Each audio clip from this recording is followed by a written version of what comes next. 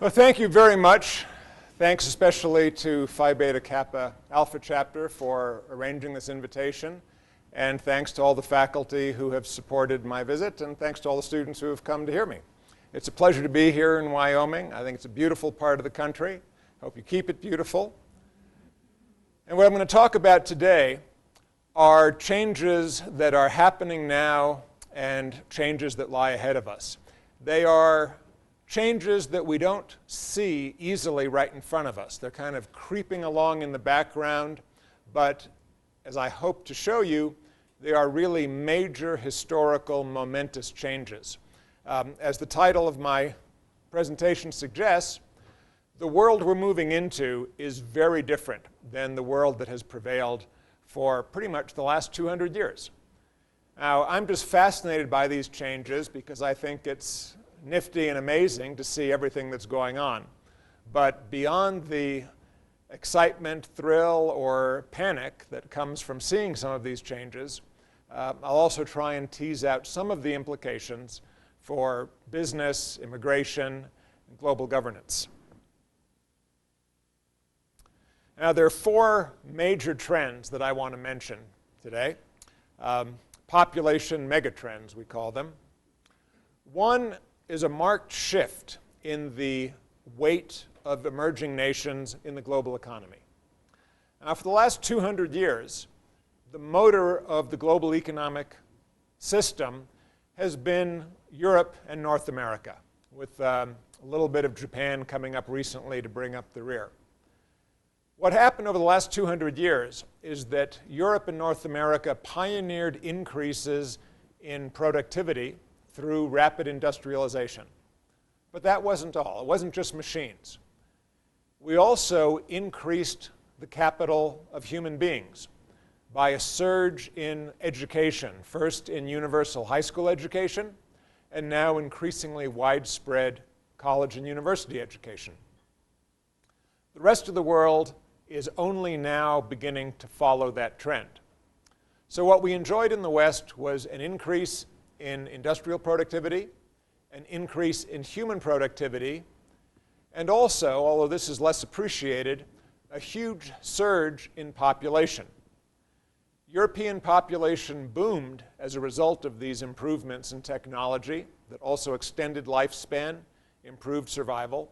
So Europeans went out and settled the world. Europeans filled up North and South America, Australia, New Zealand, and increasingly Eastern Europe as well. So that Europe's population actually became an increasing part of global population. As recently as 1914, population of Western Europe was as large as the population of China. But from the beginning of the 20th century, these trends started to turn around. In the middle 20th century, improved healthcare and nutrition also came to the developing world, reducing death rates. Birth rates remained high, and we had a global surge in population in the developing world. That's now slowing down. Fears of global overpopulation are probably being put to rest by current projections that global population growth will come to an end around the middle of this century. The Chinese juggernaut has already slowed down almost to a halt. China's population today of 1.3 billion is projected to not increase beyond 1.4 billion, which it will achieve in the next 10 or 15 years and then remain at that level probably for the rest of the century and then decline. However, even though population growth overall has been slowing down, the increase in economic output has been picking up because developing countries are taking that huge surge of population, they're educating people, they're putting them to work in industry, and so their productivity and output is growing. Meanwhile, the good luck run of the West seems to have come to an end dramatically in the current global recession.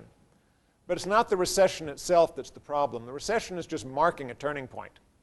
What happened in 2005 is that the growth of the labor force in Europe, which had been growing for 200 years and was still growing in this last century, came to an end.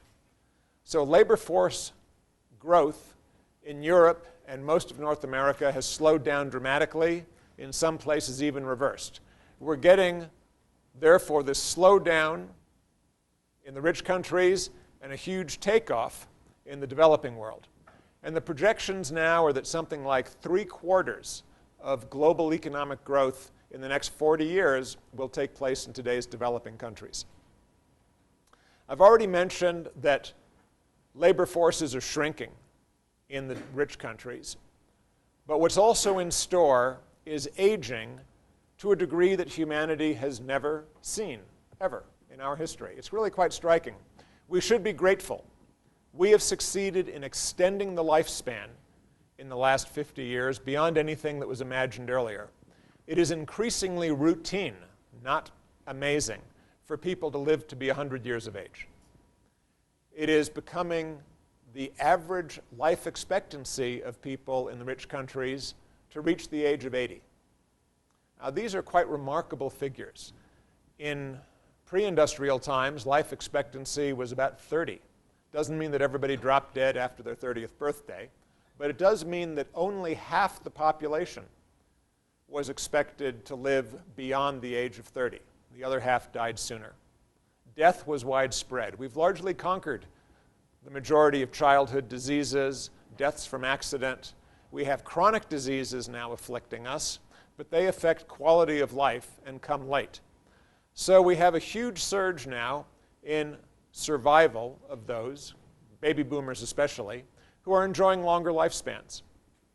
But you combine that with a sharp fall in the number of children being born in the rich world, and we're looking at the near future in which a stunning fraction of the population will be at what used to be considered old and elderly age groups. I'll talk more about that in detail later, but I just want to say we have never in human history seen societies in which such a large proportion of the population will be over 60 or over 80 years old. The rest of the world, though, as I mentioned, the poor countries, developing countries, emerging markets, are still flush with youth. In many countries in Africa and the Middle East, fully half the population is 15 years or younger. In many large countries like India and Bangladesh that have slowed down population growth, it's still the case that 1/3 of the population is roughly 14 or younger. We're living in a world now where 90%, well, 89.5%, but almost 90% of children under age 15 are growing up in developing countries. It's a stunning statistic. It's never been tilted that strongly before. And many of those youth are growing up in countries where Islam is the predominant religion or the religion of a very large minority of the population. That's nothing to be necessarily concerned about if the West is not at war with Islam. But if we don't resolve some of these conflicts, it becomes something of an issue, and I'll talk about the precise numbers a little later. Finally, humanity crossed a threshold in the last decade. For all of the 65,000 years or so of human existence, people have lived predominantly on the land. Life in cities was restricted to a small minority in relatively wealthy societies where a sufficient surplus was produced to allow non-farmers to pursue non-agricultural pursuits. But for most of history, 80 to 90% of the population were farmers or lived in rural areas. That has been dropping rapidly since the 19th century, and just in the last decade, we've tilted over to where a majority of human beings are now living in cities. And that majority will likely continue to grow. By mid-century, probably 2/3 of all human beings will be living in cities. And what will be really novel is that most of the large cities of the world will not be in the wealthiest countries. Most of the large cities will be in countries still at moderate or even low levels of development. Now, that's something else we've never seen before in history. Not only a majority urban population, but a majority urban population in countries that are relatively poor and in which the largest cities in the world, cities with 15, 18, 20 million people, will be in countries like Nigeria, Indonesia, and Pakistan. Now, let me give you a little more visualization on this. Where will the people be? Well, world population has been growing very rapidly, but it will, as you see, kind of top out. If we project this curve further here, it's probably going to flatten out. We're going to hit the mountaintop here at a little over 9 billion, and then when the baby boomers die off and go on to their reward, we'll go down. So this is a temporary thing. I should say it's not just the baby boomers, because the baby boomers, even though they didn't have high fertility, there were so many baby boomers here in Europe and abroad that their children also is a fairly large cohort. And so it's going to be kind of a 50-year period of this slowdown before we get into population decline. But global fertility keeps dropping, so that's where we're headed. But still, what we're looking at here is this is the next 50 years. And it's this period, as you can see, we went from a period in which rich country populations were a significant fraction of the global total, and they're just icing on the cake. By mid-century, barely 10% of the global population will be living in today's developed countries. Now, it's even more marked when you look at global labor force. By labor force, I mean the population between 15 and 60 years of age. That's typically the peak working years of people. This is the labor force, that is the population age 15 to 59 in today's most developed countries. As you can see, this curve peaked about here and is heading for decline. But look at this. Wow. All of the growth of the future global labor force is going to be in developing countries. If you have a company and you want to hire more people, if you have a product and you want to sell it to an expanding market, all of that expansion, all of it, is going to be in developing countries. This is what we face in the rich countries. The number of elderly people is growing extremely rapidly. Now, it's growing in less developed countries as well. One of the nice things is if rich countries learn how to take care of elderly people, there'll be a huge global market for services for the elderly. Whether it's health, recreation, anything to improve the quality of life, it'll be a good investment. But this curve here, from kind of this little area to this little area here, that's growth in the rich countries. Growth will be even larger. The difference is this is basically going to be all the growth in population in the rich countries, growth of the elderly, whereas growth of the elderly will only be about a third to a half of the growth in population in the developing world. Developing world will continue to have youngsters. Now, you can see this growth is extremely rapid, and as I say, that's due to the relatively sudden success we've had in prolonging lifespans. So what difference does it make? How different is the future going to be? Well, here are some curves that will show this. The yellow is the growth in the workforce. That is that population age 50 to 59, 15 years of age to 59. So this is that growth expected in the future. This is what we enjoyed from 1950 to 2000. All right?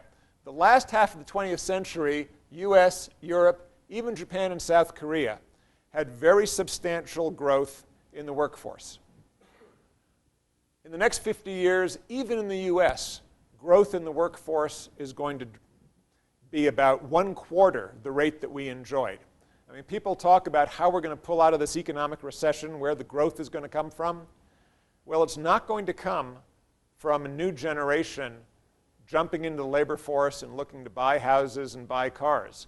This is a little bit frightening, that the growth in the labor force in the US is going to be just a fraction of what we're used to.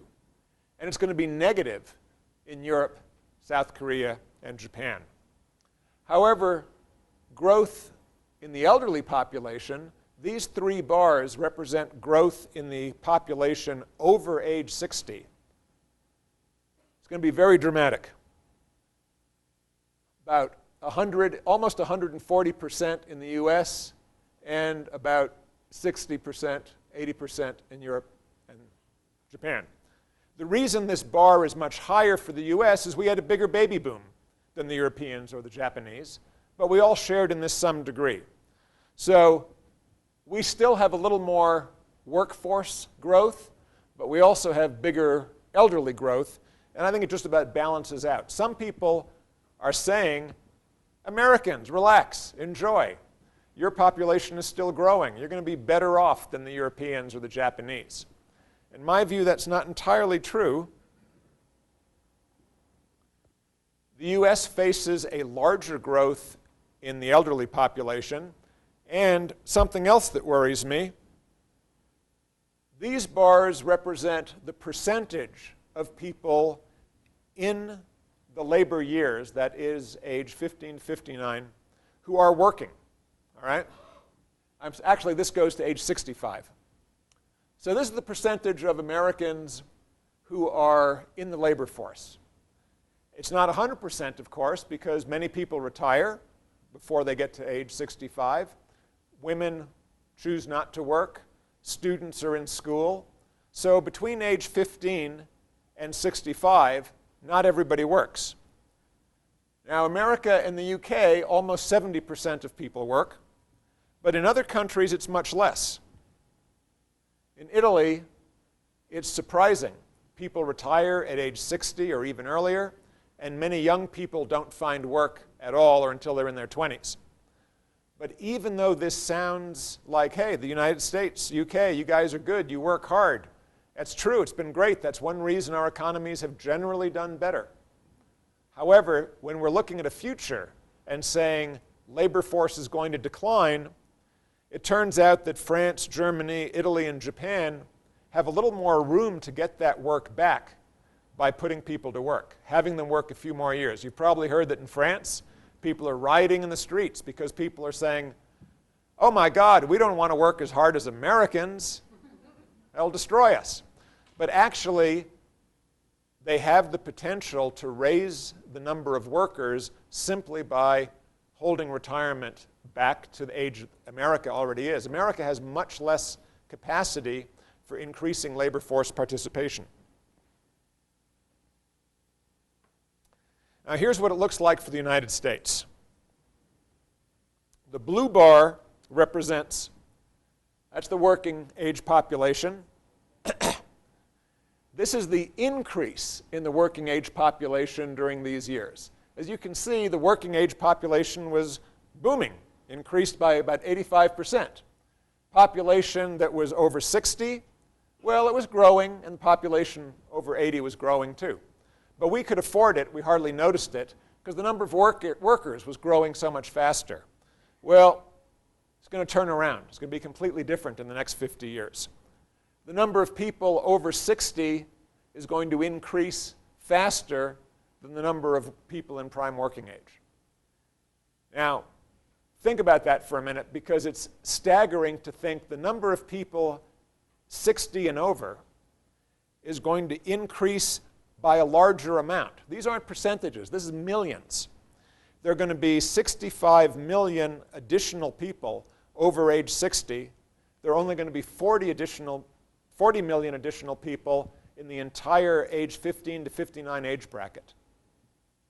Now, it's crazy, it's phenomenal, but it's because the baby boom was followed by a really sharp decline in fertility. Kids went out of fashion. People decided they'd rather have a second house or a third car than a third child. That's fine, but the result of that is going to be this huge increase, and the number of people who are 80 and over is going to increase by 20 million. I just read a report, somewhat worrying, saying that we're not prepared for the costs of treatment and care because we don't have a cure for Alzheimer's yet. We've been spending a lot of money on cures for cancer, heart disease, and we've largely been successful. Death rates from cancer and heart disease have fallen, so people are living longer. But we don't have a cure for Alzheimer's, which is almost inevitable, hits 1 out of 2 people over age 85.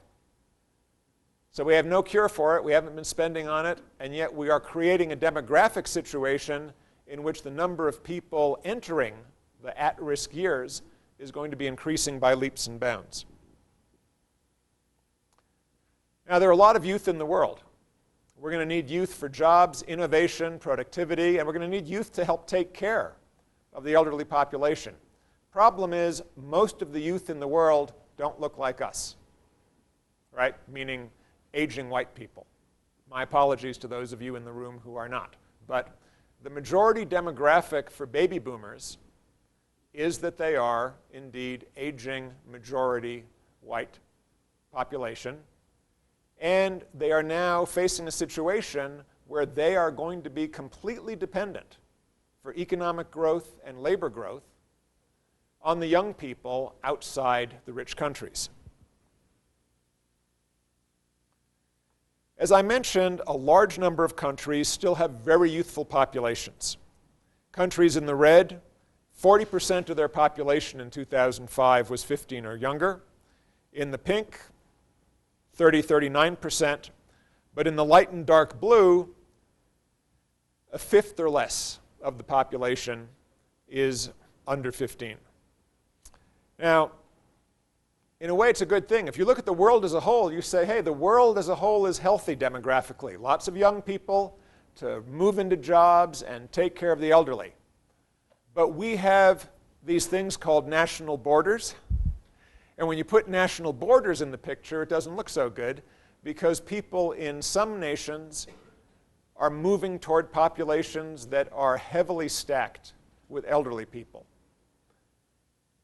Countries on other borders are bursting with young people. And this discrepancy is going to drive a lot of the political and economic dilemmas of our future. Obviously, there's going to be a great increase, surge in the demand for young people to go to where jobs might be found in rich countries. There's going to be problems with global economic growth and productivity if people in those countries where there's still plenty of youth don't get educated, don't have access to capital, don't become productive. We kind of have the choice, looking 30, 40 years ahead and saying, okay, we've had lots of terrific economic growth in the rich countries, but that's going to slow down. Population is getting older and not growing. So where are we going to see economic growth? China, they're slowing down too. You see they're blue in this picture. The population growth is going to be in India, Pakistan, Egypt, Sudan, Angola, Congo, Venezuela, Peru. So what's going to happen with youth in those countries? Are they going to grow up employable, skilled, productive, contributing to global leadership? Or are they going to grow up angry, frustrated, and unhappy? This picture is from Thailand, a country that we had thought was well on its way to being productive and peaceful and democratic. But even the Thais ran into problems of a surge of youth who felt that the leadership of the country was tilting in the direction of the traditional elite and not providing enough support for education, jobs, and opportunity for the young. As Jean mentioned, I've been working on an index of quality of government or fragility of government in countries around the world. We look at the ability of governments to fund their operations, provide security, provide health and education, provide economic growth, and we rank countries on their success in this regard. High scores are deficits, problems, failures. So countries in this model that are in,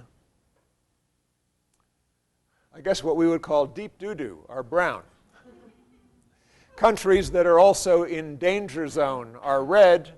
Countries that are on risk are orange. And then once you get into the yellow and white, you have countries that have reasonably competent governments that are able to provide basic health, education services, and basic security. What is worrisome is if you say, remember that picture I showed you earlier about global labor force growing in the developing world? Well, it's also true that most of the global labor force growth is going to take place in countries that currently have very weak, deficient governments. As I said, it's a big problem for the quality of life for all of us in the future if 90% of the world's children don't get education that allows them to grow up and be productive. That's what we're facing right now. Global labor force growth, we're looking at a little over 100 million kids growing up in countries that are stable on our fragility index. But we're looking at about 900 million, almost 1 billion children growing up in countries where governance is seriously high or extremely deficient. I also mentioned at the outset that Muslim countries are among the fastest growing populations in the world. That's largely because many Muslim countries, not all of them, but many of them, have resisted empowering women, and women who are not educated and not autonomous find the greatest difficulty in escaping from a regime of constant child rearing. Now, as I said, some Muslim countries, Iran, Indonesia, Malaysia, have been very successful in reducing fertility because their governments basically said, there's nothing in the Quran against birth control, and it will help our country, and do it. But a lot of Muslim countries, governments have not taken that effort, and in societies that are conservative and tribal, women's rights have had difficulty emerging, and fertility has remained high. So if we look at future population growth on current projections, population of US and Europe is projected to increase just a little bit, and basically all of that increase is the US. You're looking at about an increase from 1 billion to 1 billion and 50 million, very little. But the 25 countries expecting the largest increase in Muslim population, they will grow from about 1.25 billion to a little over 2 billion, about 700 million. So population growth of Muslims in the more populous Muslim countries is going to be about 14 times the expected population growth in the US and Europe. Now, I mention that only because many Europeans especially, but some Americans also, seem to feel that there's no risks from treating Muslim people as a whole as dangerous or as enemies. It's as if they don't hear what we say. I recently spoke to a Swiss journalist who was interviewing me about these issues, and I said, you know, a lot of Muslims around the world found it very upsetting that your country passed a ban on minaret construction. They took it personally. And he said, you mean they know about that? His belief was that what happened in Switzerland was for the consumption of the Swiss public, and it wasn't anyone else's affair. But we live in a global world. When Americans or Europeans denounce Muslims as dangerous or as a threat, that's heard. It's multiplied on websites and communicated throughout the Muslim world. And this is a world that is growing very rapidly. And in my view, it's a population with whom we have historic ties of friendship and cooperation, and we need to be working harder to keep those ties. If we talk about the difficulties the United States and its allies in Europe have had in trying to bring some peace and stability to Iraq, current population 26 million. Afghanistan, current population 23 million. How hard is that going to be when the populations of those countries have doubled in just 20 years? How important will it be to have good relations with Pakistan and Bangladesh when their combined population equals the entire population of Europe, which is projected to occur by around mid-century? So, although this trend means nothing in and of itself, Muslims are different in different countries, they're different people within those countries. If it continues to be the case that Western politicians, journalists, and peoples carelessly denounce Muslims as a whole, it's creating a potentially great problem with a very rapidly growing population. Let me stop there. I know a lot of you have to leave at 5 o'clock, so let's take as many questions as we can get in that time. I'm a little bit bothered, I guess, by your characterization of Islam as sort of a monolithic entity. And I'm thinking about that, and I'm looking at the maps you portrayed. And I understand the point you're trying to make. Right. But what struck me on the maps is that perhaps a better way to characterize this potential problem is not to be really crude about it and maybe Huntingtonian, the West versus Islam, but maybe the problem is rather one of the nature of the state. And I'm about 60 million Muslims in China.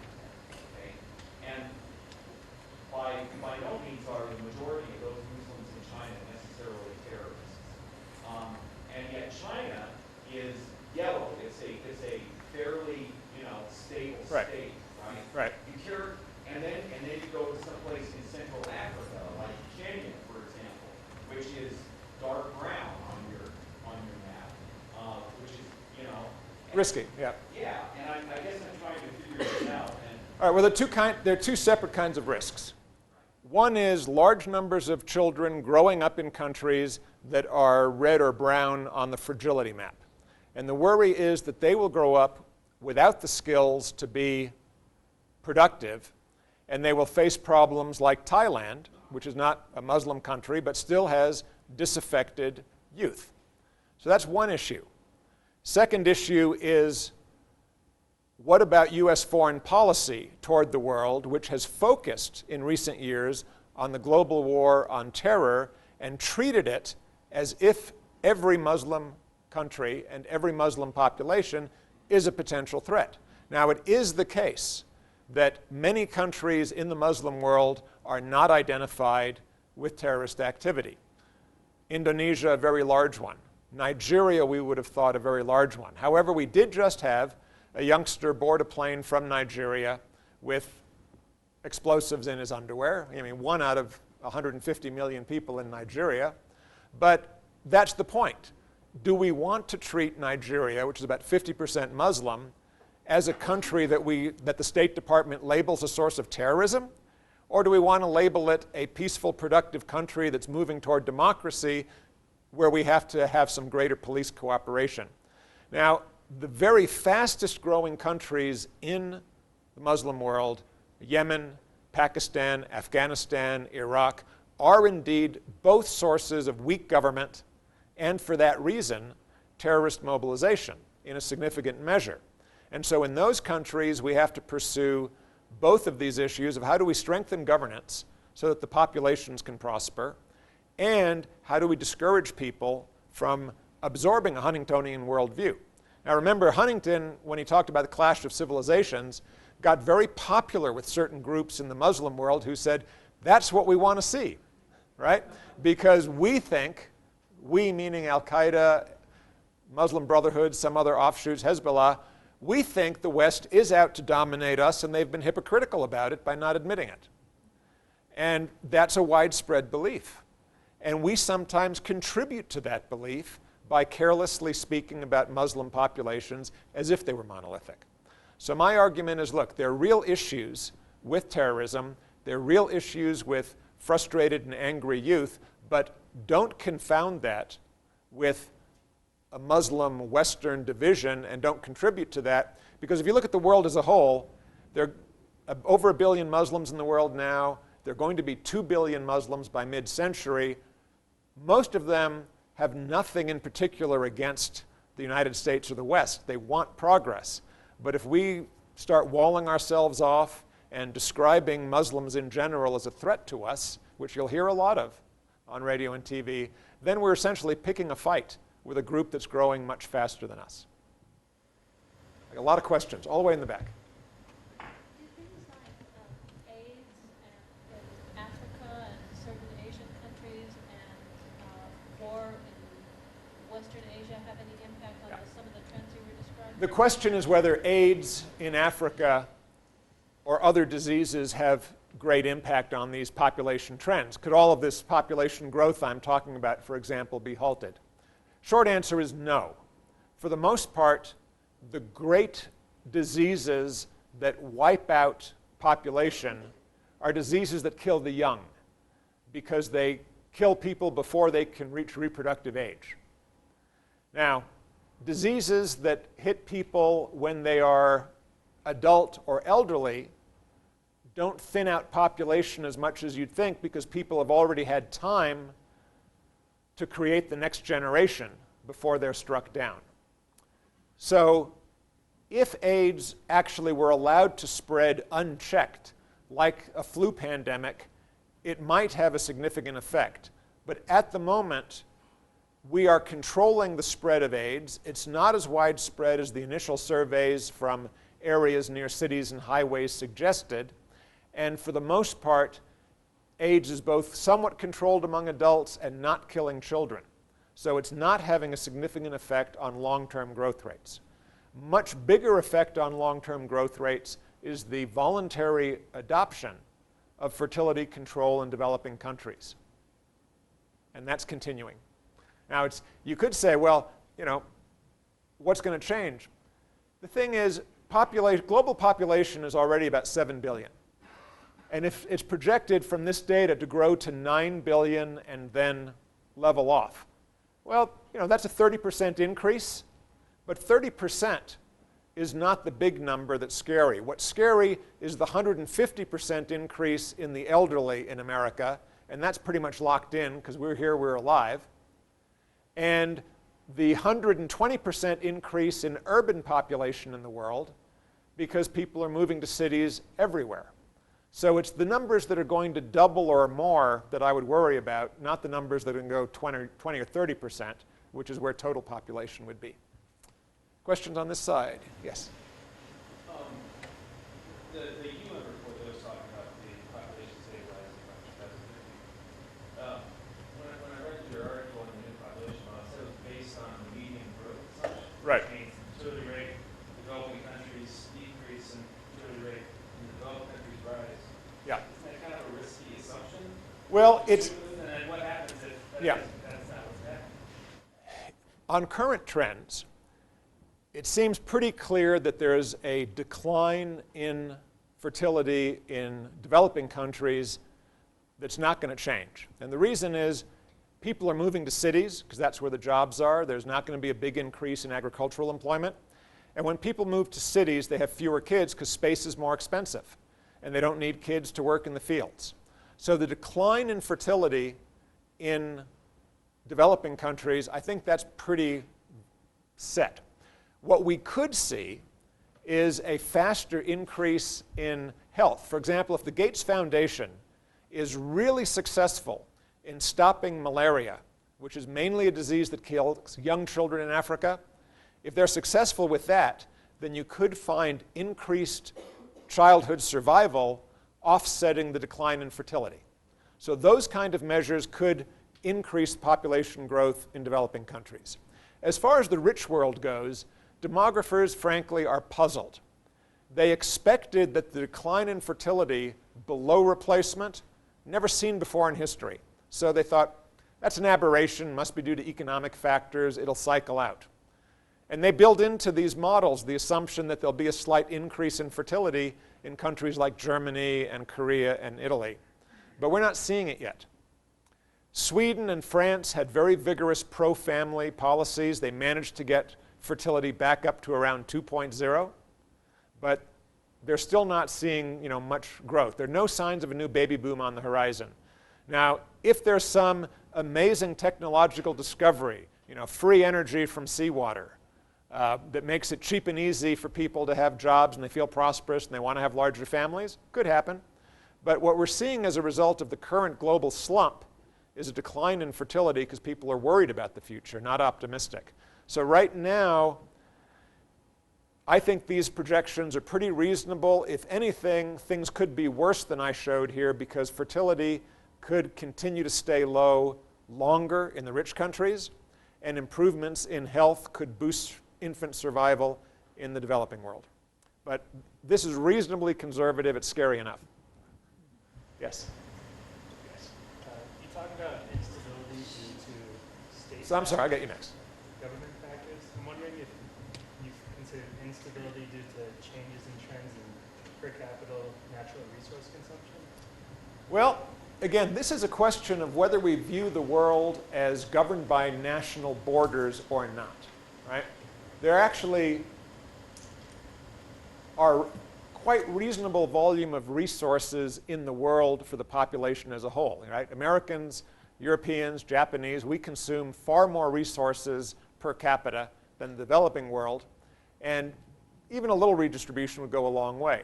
And as far as food consumption goes, there have been concerns lately with weather, and climate is a risk.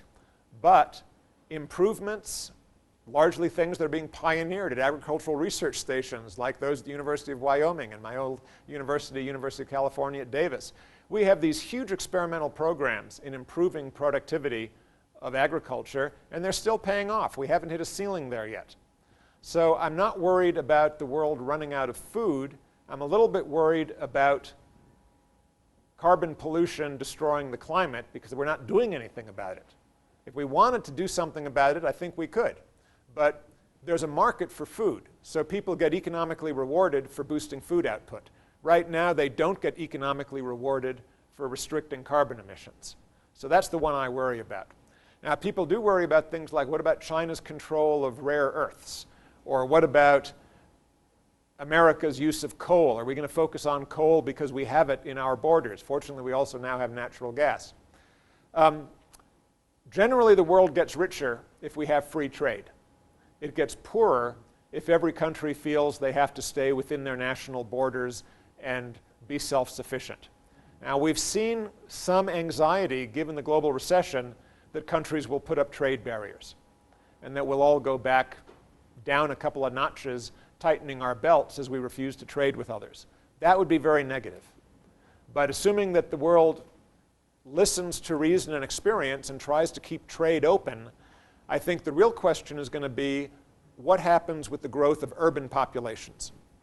We're looking at global urban populations increasing from about 2 billion to almost 5 billion on current trends over the next 30 or 40 years. If those new urban consumers are really big consumers of energy and heavy polluters, and they all want to drive 4-seat vehicles fueled with big engines, then we really have a problem, because I don't think the world can absorb that type of resource-intensive lifestyle for everybody who moves into the cities.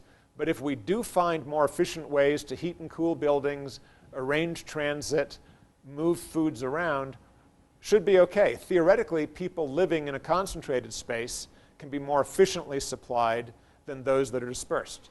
It just really depends on who's going to set the pioneering model for efficient consumption in the cities of the future. Okay. Thank you. In some way builds on Michael's question about the characterization of the slum. I'm an anthropologist and I work in India, which, as you know, has the second largest Muslim population in the world. It's also had a stable democracy for over 50 years and a huge population of youth. Do you see this as an aberration to your model or an example of something else? Well, as you probably know, anthropologists puzzle over India about a lot of things. It seems to break a lot of conventional rules. I have thought about that, and I've tried to figure out why has India managed to stay a stable democracy. And my answer is that democracies work effectively when people's social networks do not divide them, polarize them on ethnic and religious lines. It's not a question of whether a country has a lot of religions or a lot of different ethnic groups. It's whether they tend to cluster in separated, demarcated groups. And in India, the Congress Party, as it was mobilizing opposition to British rule, made a very strong point of saying Congress Party is going to ignore and wipe out differences of caste. We're going to ignore and wipe out differences of religion. We're going to create an Indian nationalism based on Indian identity that's open to everyone. Now, that's easier said than done. But Gandhi, even though in his view failed at the end with all the violence that occurred at partition, the Congress Party managed to maintain that kind of open framework and provide rules that gave explicit legal protection and opportunity to untouchables and intervened effectively whenever there were major threats. I think if there had been something like the Hindu Nationalist Party stronger at the outset, we wouldn't have seen this. Now, India is a very resilient, flexible place. It's still got a lot of problems. They have big Naxalite rebellions, for example. One reason India was orange and not yellow is they have tens of thousands of communist armed guerrillas in the hills, and they have recurrent flare-ups of Muslim-Hindu conflict. But I think Congress Party has given them a break. You look at Pakistan next door, Pakistani politics very quickly devolved into kind of regional feudal-based parties, where you had the Punjab parties and the Sindh parties, and they could never cooperate on anything, and then the military would step in periodically to resolve the deadlocks. So my view of the world is if you can build up a strong private sector that ignores differences of ethnicity, religion, and caste, instead of having that private sector captured by one narrow group, if you can build up political organizations that are really committed to crossing and bridging those boundaries, then you can be better off. And you see countries like Indonesia and Nigeria that are moving in that direction. I think that's positive. Trying to go back and forth. Sir? Acts of nature are going to be, unfortunately, not a good part of this story, right, for the next 50 years.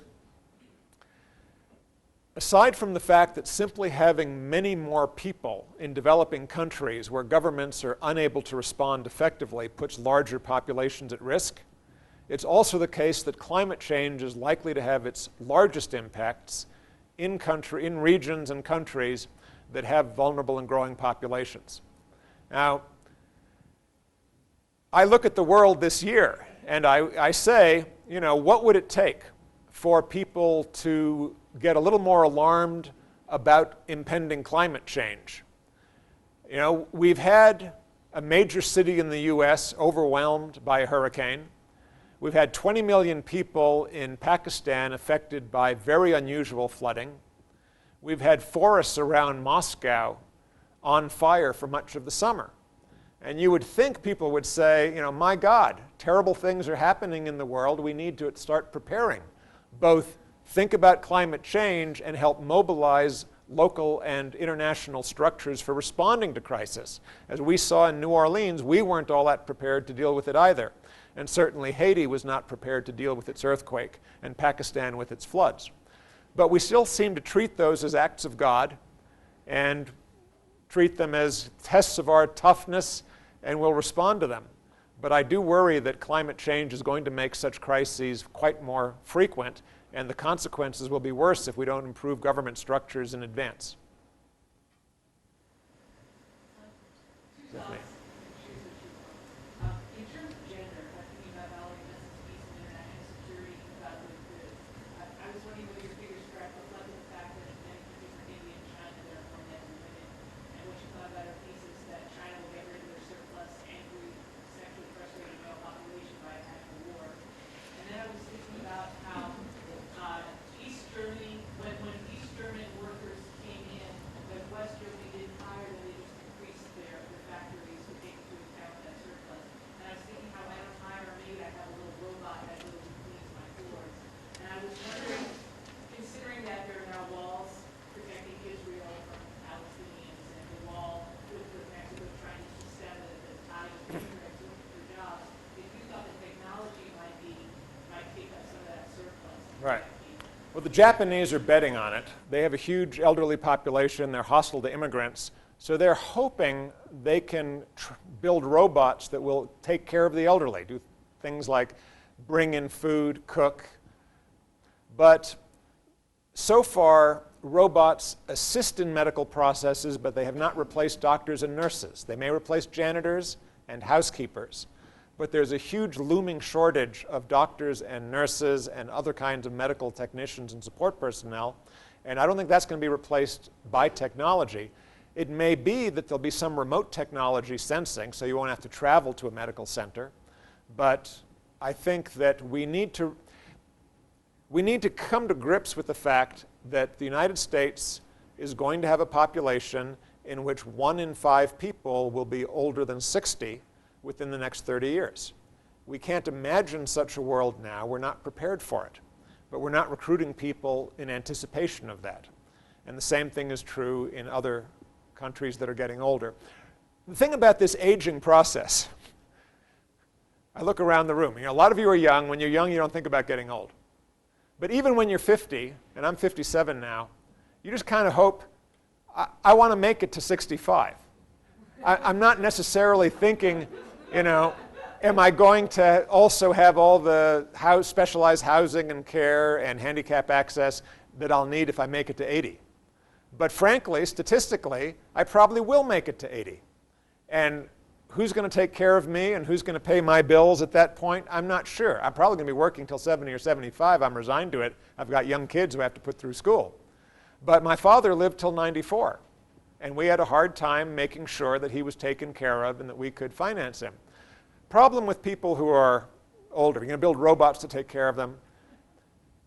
When we put money into educating children, right, housing them, cleaning their teeth, educating them, they eventually grow up and become workers. So you can look at the money we put into their sustenance as an investment for the future. But the money you put into taking care of people who are over 65, I'm afraid, is buried with them. There's no long-term return. And yet, the general pattern right now of global spending is we're gearing up in terms of huge obligations and liabilities that we've made to the elderly while we're neglecting investment in the huge numbers of young people growing up in developing countries. It's somewhat a mismatch with the real future needs. Now, as far as women, let me answer that question. I don't worry about it. I know it's sensational and it's alarming, but the reality is that having electronic sex selection is just the latest in a century-old process of culling women from populations in places like China and India. It's just that you'd wait till women were born, and then if you weren't happy that you got a girl instead of a boy, you would let them die either slowly or rapidly of neglect and starvation. Sex ratio in China has always been skewed toward males. This has been going on for hundreds of years, and they dealt with it by encouraging men, not women, but they encouraged young men to leave their homes and work in cities or in neighboring areas or outside country. China has been sending young men to Indonesia, Africa, the Philippines, hundreds of years. That's why there's so many Chinese merchants and networks in those areas. So I expect that as China becomes wealthier, more and more young men will go looking for brides in other areas if they can afford them. And if they can't afford them, they'll be just like other traditional Chinese men and be resigned to being uncles or unmarried. I don't think they're going to suddenly turn violent and go to war and carry off women like the rape of the Sabines. It's just not something that would be accepted these days. What I do think, though, is they are going to be focused on economic opportunity, and that'll be an issue. Gene. So you have this situation where the poorest, who are the least responsible for, it's just a simple one. Poorest who are the least responsible, the least able to respond effectively, are the most vulnerable to these changes, the acts of God, or whatever you want to call it. I want to know how you reorient foreign policy in the United States to address these things. And really, in your mind, this is the question: who's responsible? Who pays for it? Because what you're really pointing out to me is an extremely expensive overhaul in priorities. Yeah. And you're actually quite concerned, but you're also not like this. Well, here's what's happening now in American foreign assistance. Putting the military aside, about 70% of the U.S. foreign aid budget goes for humanitarian assistance, for disaster relief and war response. So we take refugees from wars and disasters and deliver tents, emergency food, and continue to keep them there for often a long time, like in Sudan, where they've been in tents for years in Darfur, or in Palestine. That is not an effective long-term strategy if you expect more and more refugees and more displaced people and more disaster victims. Instead, what we need to do is be better at building the capacity of countries to respond to their own problems.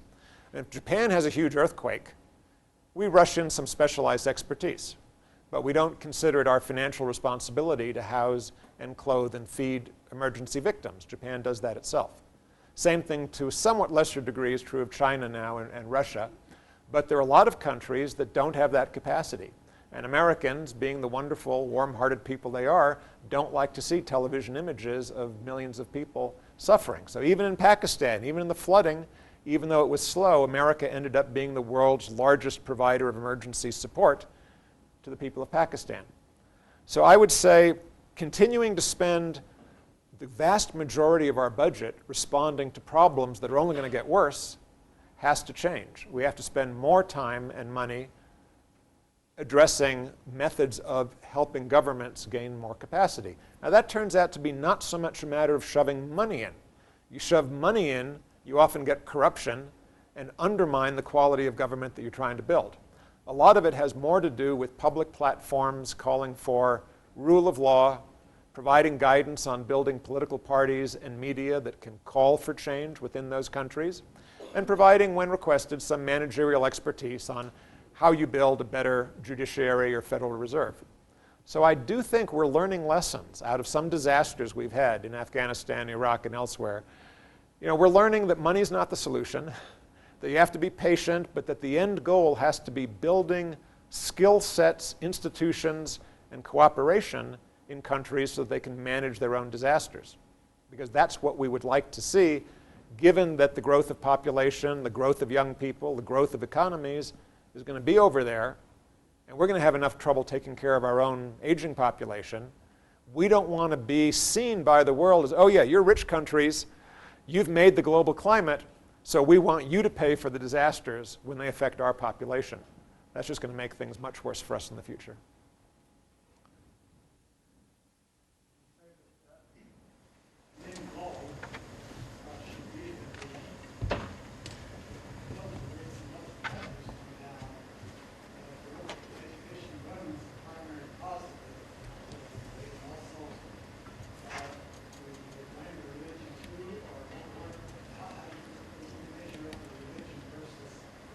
All right, here's the thing about Islam that confuses everybody trying to address this question.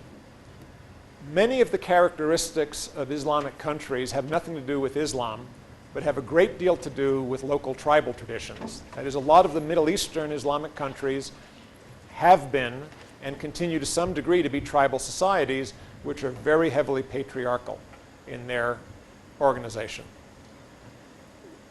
That has nothing necessarily to do with Islam any more than Christianity. Christian societies were also extremely patriarchal for most of the centuries.